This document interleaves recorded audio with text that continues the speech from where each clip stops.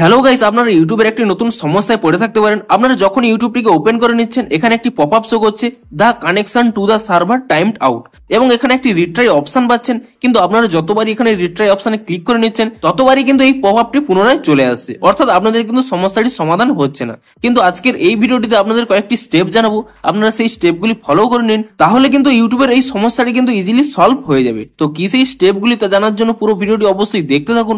Hello guys, আমি সৌরভ, আপনারা দেখছেন ইস্যুটেক। চলো শুরু করা যাক।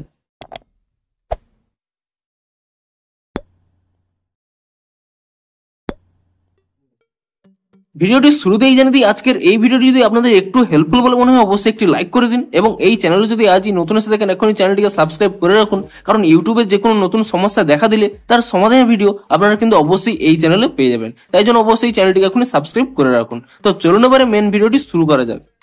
তো আপনাদের কি প্রবলেম হচ্ছে, আপনারা যখন ইউটিউবটিকে এখানে ওপেন করে নিচ্ছেন, এখানে একটি পপআপ শো করছে the connection to the server timed out, এবং এখানে একটি রিট্রাই অপশন শো করছে, এবং আপনারা যতবারই এখানে রিট্রাই অপশনে ক্লিক করে নিচ্ছেন না কেন, আপনাদের কিন্তু প্রবলেমটি সমাধান হচ্ছে না, প্রতিবারেই কিন্তু এই পপআপটি শো করছে। তো আপনাদেরও যদি এই প্রবলেমটি হয়ে থাকে, তাহলে আপনারা এই স্টেপগুলি ফলো করুন। প্রথমে আপনারা কি করবেন, এখানে ইউটিউব থেকে ব্যাক করে নেবেন, এবং তারপর এখানে ইউটিউবটিকে ট্যাব এন্ড হোল্ড করে নেবেন, এবং তাহলে এখানে একটি আই বাটন পেয়ে যাবেন।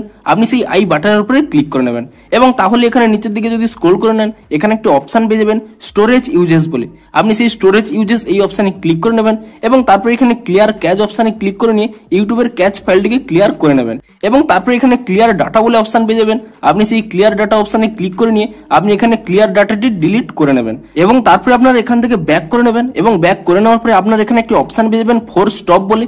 আপনি সেই ফোর স্টপ অপশনে ক্লিক করে নিয়ে এখানে কিন্তু ফোর স্টপ করে নেবেন, এবং ফোর স্টপটি করে নেওয়ার পরে তারপরে আপনারা এখান থেকে ব্যাক করে নেবেন, এবং আপনাদের প্লে স্টোর অ্যাপটিকে ওপেন করে নেবেন, এবং প্লে স্টোর অ্যাপটিকে ওপেন করে নেওয়ার পরে আপনি এখানে সার্চ করে নেবেন ইউটিউব বলে, এবং ইউটিউব বলে সার্চ করে নেওয়ার পরে আপনি এখানে চেক করে নেবেন যে ইউটিউবের কোনো নতুন আপডেট এসেছে নাকি। যদি ইউটিউবের কোনো নতুন আপডেট এসে থাকে, আপনি তৎক্ষণাৎ ইউটিউবটিকে নতুন ভার্সনে আপডেট করে নিন, এবং ইউটিউবটিকে নতুন ভার্সনে আপডেট করে নেওয়ার পরে আপনারা এখান থেকে ব্যাক করে নেবেন, এবং আপনাদের মোবাইলটিকে একবার সুইচ অফ করে নেবেন, এবং মোবাইলটি সুইচ অফ করে নেওয়ার পরে আপনারা পুনরায় মোবাইলটিকে রিস্টার্ট করে নেবেন, এবং তাহলেই কিন্তু আপনাদের প্রবলেমটি সলভ হয়ে যাবে। আপনাদের দেখিয়েও দিচ্ছি, দেখুন আমি এখানে ইউটিউবটিকে ওপেন করে নিচ্ছি, এবং তাহলেই দেখতে পাচ্ছেন এখানে কিন্তু আমার ইউটিউবটি এখানে চালু হয়ে গেছে। তো আপনারাও কিন্তু এভাবে আপনাদের প্রবলেমটি সলভ করতে পারবেন। তো ভিডিওটি যদি একটু হেল্পফুল বলে মনে হয় অবশ্যই একটি লাইক করে দিন।